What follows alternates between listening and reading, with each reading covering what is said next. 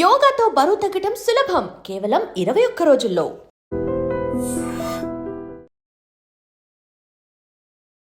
నమస్తే, welcome to I dream talking point with కవిత.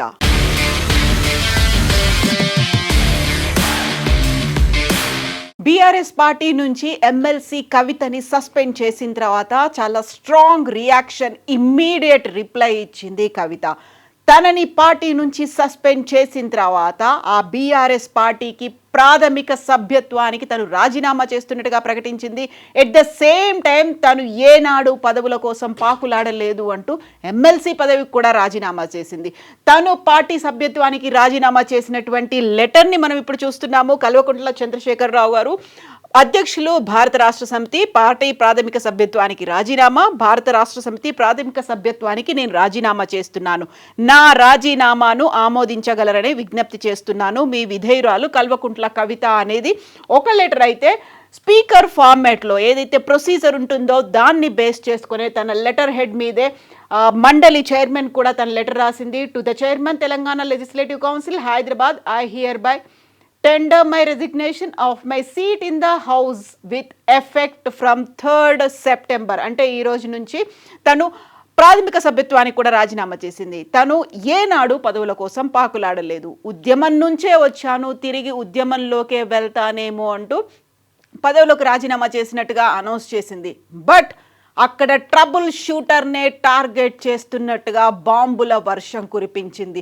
మొట్టమొదటిసారిగా తను ఒక మాట చెప్పింది. తీహార్ జైలు నుంచి బయటకు వచ్చిన తర్వాత జరగాల్సినటువంటి పరిణామాల గురించి, లేకపోతే తను జైల్లో ఉన్నప్పుడు బీజేపీలో బీఆర్ఎస్ విలీనానికి సంబంధించినటువంటి వార్తలు చెప్పిన తర్వాత తను అమెరికాలో ఉన్నప్పుడు తన తండ్రికి రాసినటువంటి లెటర్ని ఒక పార్టీ అధ్యక్షుడికి, పార్టీ సభ్యత్వం ఉన్నటువంటి ఒక సాధారణ కార్యకర్తగా, అందులోనూ ఒక ఎమ్మెల్సీ రాసినటువంటి లెటర్ని చుట్టూ ఉన్నటువంటి దయ్యాలే లీక్ చేశారు అని చెప్పినటువంటి మాటని బేస్ చేసుకొని మళ్ళీ తను ట్రబుల్ షూటర్ల మీద పడింది. ట్రబుల్ షూటర్ 6 అడుగుల బుల్లెట్ అంటూ మాజీ మంత్రి, ప్రస్తుతం శాసనసభ్యులు హరీష్ రావుని టార్గెట్ చేస్తూ తను మాట్లాడింది. వరుస బాంబుల్ని అయితే కురిపించింది. తనను బలి చేశారు, బలి పశువుని చేశారు. ఉరి తీసే ముందు కూడా తనకి సంబంధించి చివరి కోరికో లేకుంటే చివరి మాటను అడుగుతారు తప్ప తనను ఆ మాట కూడా అడగకుండా పంపించేశారు. కుట్రలు జరుగుతున్నాయి. పార్టీ విచ్ఛిన్నానికి కుట్ర చేశారు. ఇప్పుడు పార్టీ విచ్ఛిన్నమైంది. పార్టీని కాజేసుకోవాలని చూస్తున్నారు, హస్తగతం చేసుకోవాలని చూస్తున్నారు. మేలుకో నాన్న, మేలుకో రామన్న అంటూ తను పార్టీ కేసీఆర్తో పాటుగా వర్కింగ్ ప్రెసిడెంట్ కేటీఆర్కి దాదాపు గంట సేపు మాట్లాడినటువంటి ఈ ప్రెస్ మీట్లో తను వెల్లడించినటువంటి ముఖ్యమైనటువంటి పాయింట్స్ ఇవి. 2 లెటర్లు రెండు లైన్లలోనే ఉన్నప్పటికీ గంట సేపు మాట్లాడిన దాంట్లో తను ఏ కోపంతోనూ, ఆగ్రహంతో, ఆవేశంతో మాట్లాడట్లేదు. కేవలం బాధతో మాత్రమే మాట్లాడుతున్నాను అనే మాటతో పాటుగా కుటుంబాన్ని విచ్ఛిన్నం చేశారు. యాక్చువల్గా తనకు జరిగినటువంటి అన్యాయం గురించి బీఆర్ఎస్ పార్టీ వర్కింగ్ ప్రెసిడెంట్ ఇప్పటిదాకా స్పందించలేదు అనే మాటతో పాటుగా నేను 2 విషయాలు మాట్లాడతాను. 90% హరీష్ రావు గురించి మాట్లాడి కేవలం 5% మాత్రమే సంతోష్ రావు గురించి మాట్లాడి మిగతా 5%లో తన భవిష్యత్తు కార్యాచరణని నేను ఇంకా ఇప్పుడే డిసైడ్ చేసుకోలేదు.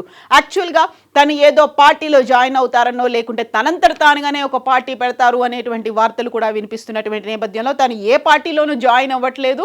బట్ తెలంగాణ జాగృతి కార్యకర్తలతో నిర్ణయం తీసుకున్న తర్వాత చర్చించి మాత్రమే తన భవిష్యత్తు కార్యాచరణని అనౌన్స్ చేస్తాననేది. ఇదంతా పార్ట్ 1గా భావిస్తే పార్ట్ 2 అనేది భవిష్యత్తులో ఉండబోతోంది. ఈ ఎపిసోడ్కి కంటిన్యూయేషన్ ఉండబోతుంది అనేటువంటి హింట్స్ మాత్రం కవిత ఇచ్చింది.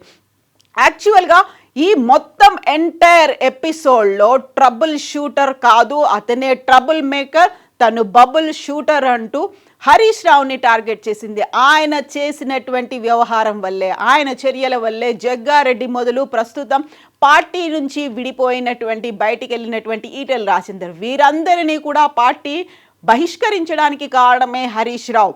తనని పార్టీని హస్తగతం చేసుకోవాలనే కుట్రలు పండుతున్నాడు అంటూ దయ్యాలు వేదాలు వల్లించినట్టుగా ట్రబుల్ మేకరే ట్రబుల్ షూట్ చేస్తున్నట్టుగా ఈ మొత్తం వ్యవహారంలో ఒక మ్యాచ్ ఫిక్సింగ్ జరిగింది అనే దాంతో పాటుగా ఇంటర్నల్ అండర్స్టాండింగ్ అనేది కూడా ఉంది.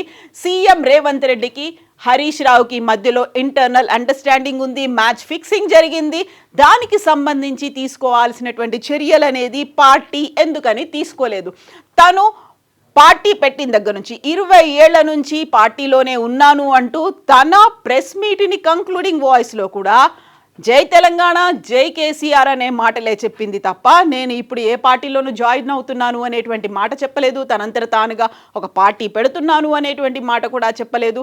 నికార్స్ అయినటువంటి తెలంగాణ బిడ్డగా తనని తాను చెప్పుకుంటూనే పార్టీకి ఉన్నటువంటి ఇంటర్నల్ థ్రెట్ గురించి ఫోకస్ పెట్టాల్సినటువంటి అవసరం ఉంది అనే మాటని కవిత చాలా క్లియర్గా మెన్షన్ చేస్తూ వచ్చారు. యాక్చువల్గా కవితకి సంబంధించి తను పార్టీ వ్యతిరేక కార్యకలాపాలకు పాల్పడుతుంది అనేటువంటి ఒక స్టేట్మెంట్తోనే బీఆర్ఎస్ పార్టీ తనని సస్పెండ్ చేసింది. అందులో తను తిహార్ జైలు నుంచి బయటకు వచ్చిన తర్వాత, బెయిల్ మీద బయటకు వచ్చిన తర్వాత టిల్ డేట్ తను సాగించినటువంటి పోరాటాలు, చేసినటువంటి నిరసన కార్యక్రమాలు, రౌండ్ టేబుల్స్ ఏవేవి ఉన్నాయో వివరిస్తూనే వాటన్నిటిని పార్టీ లైన్ నేను ఎక్కడా దాటలేదు అనే మాటను కూడా చెప్పుకుంది. అది కూడా తెలంగాణ భవన్ సాక్షిగా నా మీద కుట్ర జరుగుతోంది అనే మాట చెప్పినప్పుడు కూడా బీఆర్ఎస్ వర్కింగ్ ప్రెసిడెంట్ రామన్న ఎందుకు స్పందించలేదు అనే మాట.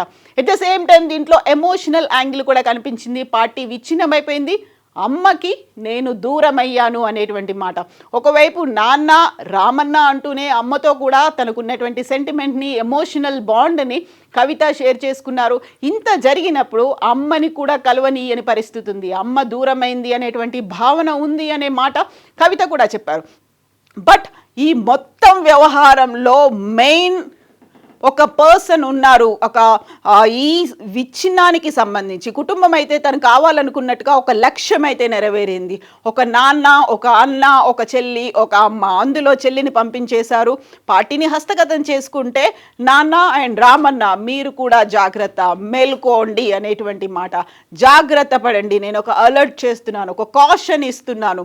దీంతో పాటుగా కుమ్ముక్కయ్యారు, అటు కేంద్రంతో కావచ్చు, ఇటు రాష్ట్ర ప్రభుత్వాలతో కావచ్చు, కుమ్ముక్కయ్యారు అనే మాటని హరీష్ రావు కేంద్రంగా బాంబుల వర్షం కురిపించింది. ట్రబుల్ షూటర్ మీదే గన్స్ ఎక్కుపెట్టి కవిత మాట్లాడింది. ఇక సంతోష్ రావుకి సంబంధించి సంతోష్ రావు ఒక బినామీ లాగా వ్యవహరిస్తున్నారు. విపరీతమైనటువంటి డబ్బులు సంపాదించాడు, అటు అడవుల పేరుతో కూడా తనకి అనుగుణంగా జీవోలు తెచ్చుకున్నాడు అనేటువంటి మాటతో పాటుగా అన్ని డబ్బులు ఎక్కడి నుంచి వచ్చాయో ఒక రకంగా సిస్టమ్స్ని మేనేజ్ చేయడమే కాదు, ప్రభుత్వాలకి సంబంధించి కూడా వాళ్ళకి లోపాయికారంగా ఒక లాబీయింగ్ చేసుకునేటువంటి ఫెసిలిటీస్ కూడా ఉన్నాయి అనేటువంటి మాటని క్లియర్గా చెప్తూనే తను ప్రాథమిక సభ్యత్వానికి అలాగే ఎమ్మెల్సీ పదవికి రాజీనామా చేసినటువంటి కవిత ఈ ఎపిసోడ్ కంటిన్యూ అవబోతోంది అనేటువంటి మాటను కూడా చెప్పింది. సో ఇప్పటికైతే తెలంగాణ జాగృతి పార్టీ కార్యాలయంలోనే మాట్లాడినటువంటి కవిత జాగృతికి సంబంధించి కార్యకర్తలతో తను చర్చించబోతున్నట్టుగా, భవిష్యత్తుకు సంబంధించి ఒక నిర్ణయం తీసుకోబోతున్నట్టుగా తనైతే అనౌన్స్ చేసింది. కాకపోతే కేసీఆర్కి ప్రాణహాని ఏమైనా ఉందా అనేటువంటి ఒక మాటను కూడా తను చెప్పింది. ఎందుకని కేసీఆర్ బయటికి రావట్లేదు, కేసీఆర్ని ఎందుకు బయటికి చూపించట్లేదు, దీంట్లో కూడా మతలబు ఉంది. సీనియర్లు అందరూ కలిసి చేస్తున్నటువంటి పని. కేసీఆర్కి నేను ప్రాణహాని, యాక్చువల్గా నా ప్రాణం పోయినప్పటికి కూడా కేసీఆర్కి హాని జరగాలని నేను కోరుకోను, నాకు ఎందుకంత కోపం ఉంటుంది, ఇది కేవలం బాధ మాత్రమే, కేసీఆర్ ఆరోగ్యాన్ని కాపాడండి అనేటువంటి మాట. అందువల్లే కేసీఆర్ బయటికి రాలేకపోతున్నారు. తరచుగా ఈ మధ్యన హాస్పిటల్స్ చుట్టూ తిరుగుతున్నారు, బోల్డని టెస్టులు అవుతున్నాయన్నప్పుడు ప్రతిసారి కేసీఆర్ ఆరోగ్యానికి ఏమైంది అనేటువంటి ఒక డౌట్ ప్రతి ఒక్కరికి కనిపించేది. ఇప్పుడు అదే మాటని కవిత కూడా చెప్పింది. కేసీఆర్ ఆరోగ్యాన్ని కాపాడండి, ప్రజా సమస్యల్ని తెలుసుకోండి, జాగ్రత్తగా ఉండండి, 6 అడుగుల బుల్లెట్ గాయపరుస్తుంది. ఫస్ట్ బాధితురాలుగా నేను మిగిలాను, నెక్స్ట్ టార్గెట్ టర్న్ మీదే అవబోతోంది. పార్టీని కంప్లీట్గా హస్తగతం చేసుకుంటారు, మిమ్మల్ని బయటికి పంపిస్తారు. ఇప్పటిదాకా జగ్గారెడ్డి మొదలు విజయశాంతి కావచ్చు, రఘునందన్ రావు కావచ్చు, ఈటెల రాజేందర్ ఇలాంటి వాళ్ళందరూ కూడా పార్టీకి దూరం అవ్వడానికి ప్రధానమైనటువంటి కారణం హరీష్ రావు అని చెప్పినటువంటి కవిత కీలకమైనటువంటి వ్యాఖ్యలు, ఒక బాంబుల్లాంటి స్టేట్మెంట్లను అయితే ఇచ్చింది. మరి ఇప్పటికీ బీఆర్ఎస్ పార్టీ అయితే స్పందించలేదు. యాక్చువల్గా పార్టీకి కాంగ్రెస్ చేస్తున్నటువంటి హాని కంటే, కాంగ్రెస్ నుంచి వస్తున్నటువంటి వ్యతిరేకత కంటే పార్టీలోనే సభ్యురాలు అలాగే కేసీఆర్ కూతురు ఎమ్మెల్సీ అయినటువంటి కవిత వల్లే డేంజర్ ఎక్కువగా ఉంది, ప్రమాదం ఎక్కువగా ఉంది కాబట్టి సస్పెండ్ చేశారు అని పార్టీ సీనియర్లు చెప్తున్నప్పటికీ తను లేవనెత్తినటువంటి వ్యాఖ్యలు ఏదైతే పార్టీలో ఉన్నటువంటి సీనియర్లు అందులో పర్టికులర్గా హరీష్ రావు, సంతోష్ రావు గురించి చెప్తూనే నాన్న మీద ఉన్నటువంటి ప్రేమను కూడా మరోసారి మళ్ళీ తను అదే ఎమోషన్ని టచ్ చేసింది కవిత. నాన్న దేశంలోనే one and only CM, number 1 CM. అక్కడ ఉన్నటువంటి బీసీల గురించి మాట్లాడారు, బీసీల గురించి పోరాటాలు చేశారు. అయితే అనుకున్నంతగా జరగాల్సినటువంటి న్యాయం జరగలేదు కాబట్టి సామాజిక తెలంగాణ గురించి నేను మాట్లాడాను. బంగారు తెలంగాణ మీరు కావాలి అనుకుంటున్నప్పుడు ఇలాంటి వ్యక్తులు, ఇలాంటి లీడర్ల వల్ల బంగారు తెలంగాణ ఎలా సాధ్యమవుతుంది అనేటువంటి మాట కూడా కవిత చెప్పారు. కాబట్టి అక్కడ తను చేసినటువంటి పోరాటాల గురించి చెప్తున్నారు. ఎట్ ద సేమ్ టైం కుటుంబంలో ఉన్నటువంటి అనుబంధం గురించి చెప్తున్నారు, తను మిస్ అవుతున్నటువంటి వ్యక్తుల గురించి చెప్తున్నారు, నాన్న గురించి, రామన్న గురించి, అమ్మ గురించి కూడా మాట్లాడుతున్నారు. బట్ హరీష్ రావు, సంతోష్ రావు వీళ్ళు మాత్రం అక్కడ ఉన్నటువంటి అట్మాస్ఫియర్ని స్పాయిల్ చేస్తున్నారు అవినీతి మరకలు రావడానికి. అందులోనూ కాళేశ్వరం ప్రాజెక్టుకి సంబంధించి అతిపెద్ద ఎత్తున అవినీతి అక్రమాలు జరిగాయంతో అనడంతో పాటుగా తెలంగాణ రాష్ట్ర ప్రభుత్వం సిబిఐకి ఈ కేసును అప్పగించడం వెనకాల ఆ టైంలో ఎందుకని పెద్ద ఎత్తున నిరసన ప్రదర్శనలు, దిష్టిబొమ్మల దహనాలు లేకపోతే ఇతర నిరసన కార్యక్రమాలు చేపట్టలేదు? కేవలం నన్ను సస్పెండ్ చేశారు అని చెప్పిన తర్వాత మాత్రమే నిరసన కార్యక్రమాలతో పాటుగా మిగతా సంబరాలు అనేవి ఇంత పెద్ద ఎత్తున ఎందుకు జరిగాయి అనేటువంటి బోల్డ్ అన్ని క్వశ్చన్స్ని అయితే, ప్రశ్నాస్త్రాలనైతే కవిత సంధించింది. ఎట్ ద సేమ్ టైం వేయాల్సినటువంటి బాంబులని, స్ట్రాంగ్ స్టేట్మెంట్స్ని, అలాగే టార్గెట్స్ని మాత్రం కంప్లీట్ చేసింది. బట్ ఇది మాత్రం నానానికి ఒకవైపు మాత్రమే. వీటన్నిటి మీద బీఆర్ఎస్ కూడా స్పందించాల్సి ఉంది. తను అనుకున్నటువంటి 2 మాటలు 2 విషయాలు నేను చెప్తానంటూ గంటసేపు తనలో ఉన్నటువంటి బాధనంతా వెళ్ళగక్కినటువంటి కవిత తనకి ఎలాంటి కోపం లేదంటుంది, మేలుకోవాల్సినటువంటి అవసరం ఉంది అనేటువంటి మాటను మాత్రం ప్రతిసారి పదే చెప్పింది. కుటుంబం విచ్ఛిన్నం అయిపోయిన తర్వాత పార్టీని హస్తగతం చేసుకుంటారు. ఎవరి చేతుల్లో అయితే పార్టీ పురుడు పోసుకుందో వాళ్ళ చేతుల్లోనే పార్టీ లేకుండా చేసే ప్రయత్నం. ఒకవేళ 2023 ఎన్నికల ఫలితాలు కనుక అటు ఇటు అయితే హరీష్ రావు తనకంటూ ఒక వర్గాన్ని, తనకంటూ ఒక ఎమ్మెల్యేల గ్రూప్ని ఏర్పాటు చేసుకునే ప్రయత్నాలు చేశారు. వాళ్ళకి తన ఫండ్స్ను కూడా ఇచ్చారు. యాక్చువల్గా కాళేశ్వరంలో అవకతవకలు జరగకపోతే అంతమంది ఎమ్మెల్యే క్యాండిడేట్లకు ఆయనంతటా ఆయనగా తన డబ్బుల్ని ఎలా ఇస్తాడు? బోల్డని క్వశ్చన్స్ ఉన్నాయి. అయితే వీటి మీద స్పందించడానికి ప్రస్తుతం హరీష్ రావు అయితే తెలంగాణలో లేరు. తన కూతురు కాలేజ్ అడ్మిషన్ కోసం యూకేకి వెళ్ళారు. అసెంబ్లీలో కాళేశ్వరం గురించి మాట్లాడినటువంటి అదే రాత్రి బయలుదేరినటువంటి హరీష్ రావు ఆ తర్వాత ఇమ్మీడియట్గా జరుగుతున్నటువంటి పరిణామాలు, కాళేశ్వరం అర్ధరాత్రి, సండే అర్ధరాత్రి 2 AM వరకు కూడా కొనసాగింది. తను యూకేకి బయలుదేరి వెళ్ళారు. ఆ తర్వాత కవిత సస్పెన్షన్ జరిగింది. ఆ తర్వాత కవిత ఇలాంటి బాంబుల్ని ప్రయోగించింది, విమర్శనాస్త్రాల్ని ఎక్కుపెట్టింది. ఇప్పుడు హరీష్ రావు స్పందిస్తారా, లేకపోతే హరీష్ బదులుగా మిగతా లీడర్లు స్పందిస్తారా? బీఆర్ఎస్ పార్టీ అధికారికంగా ఒక ప్రకటన చేస్తుందా అనేది చూడాలి. సంతోష్ రావుని కాస్త సైడ్ లైన్ చేస్తున్నట్టే అనిపించినప్పటికీ సంతోష్ రావు చేసినటువంటి డ్యామేజ్ గురించి కూడా మాట్లాడింది. ముందు నుంచి సంతోష్ రావు మాజీ ఎంపీ, తను ఎక్కువగా మాట్లాడకపోయినప్పటికీ గ్రీన్ ఇండియా ఛాలెంజ్ రూపంలో తను చేసినటువంటి అక్రమాల గురించి, తీసుకొచ్చినటువంటి సినీ నటుల గురించి కూడా వివరించింది. తను బినామీలకు ఎవరెవరుగా వ్యవహరిస్తున్నారు వీటన్నిటి గురించి వెల్లడించినప్పటికి కూడా అఫీషియల్గా స్టేట్మెంట్ వస్తుందా, ప్రెస్ మీట్ ఉంటుందా, లేకుంటే హరీష్ రావు ఇక్కడికి వచ్చే మాట్లాడతారా, అక్కడి నుంచి ఒక ప్రకటన విడుదల చేస్తారా?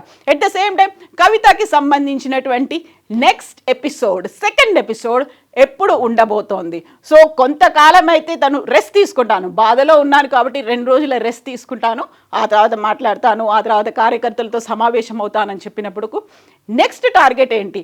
బీఆర్ఎస్ నుంచి అధికారికంగా ఏమైనా జరుగుతుందా, ఎలాంటి స్పందన వస్తుంది? ఎట్ ద సేమ్ టైం తను కంక్లూడ్ చేసే ముందు కూడా జై తెలంగాణ, జై కేసీఆర్ అంటూ తనతో పాటుగా కార్యకర్తలతో కూడా అనిపించారు. ఓవరాల్గా ఇదొక ఎమోషనల్గా జరిగినటువంటి డ్యామేజ్ మాత్రమే కాదు, జరగాల్సింది చాలా ఉంది. బంగారు తెలంగాణ ఇలాంటి వ్యక్తుల వల్ల రాదు, మీ చుట్టూ ఎవరున్నారో జాగ్రత్త పడండి అనే మాటని రిపీట్ చేస్తూ ఈ ప్రెస్ మీట్ని అయితే క్లోజ్ చేసింది కవిత. యాక్చువల్గా ఈ ఎంటైర్ ఎపిసోడ్లో తప్పు ఎవరిది ఉందనుకుంటున్నారు? కవిత పక్షానికి ఇప్పటికైతే లీడర్లు ఎవరు చేరకపోయినప్పటికీ కవిత ముందు అడుగులు ఎలా ఉండబోతున్నాయి? బీఆర్ఎస్ పార్టీ తరఫున ఏం జరుగుతుంది, నష్ట నివారణ చర్యలు ఏముంటాయి, నిజంగా పార్టీ విచ్ఛిన్నమే కాదు, కుటుంబ విచ్ఛిన్నమే కాదు, పార్టీని కూడా విచ్ఛిన్నం చేయాలనేటువంటి కుట్రలు ఉన్నాయా? మీరేమనుకుంటున్నారో కామెంట్స్ రూపంలో తెలియచేయండి. And for more videos, Please subscribe to iDream. Please subscribe to iDream. Please subscribe iDreams. And please subscribe to iDream. For more videos, subscribe to iDream. please like, share and subscribe to the channel. Congratulations, iDream. Subscribe to iDream. Subscribe to iDream. So subscribe to iDream Media. iDream ki iDream team అందరికి huge congratulations. Please subscribe iDream Media. Please subscribe to iDream. Subscribe iDream. Please subscribe to iDream. iDream అంటే నా కళల ఛానల్ను subscribe చేసుకున్న నోరు తిరుగుతలేదు, మీరైతే గంట గుర్తు కొట్టండి. For more such videos, please subscribe to iDream. Subscribe to iDream. Please subscribe to iDream. Please subscribe iDream Media. Please do subscribe to iDream. Please subscribe to iDream Media. For best entertainment and information, please subscribe iDream. And don't forget to subscribe to iDream.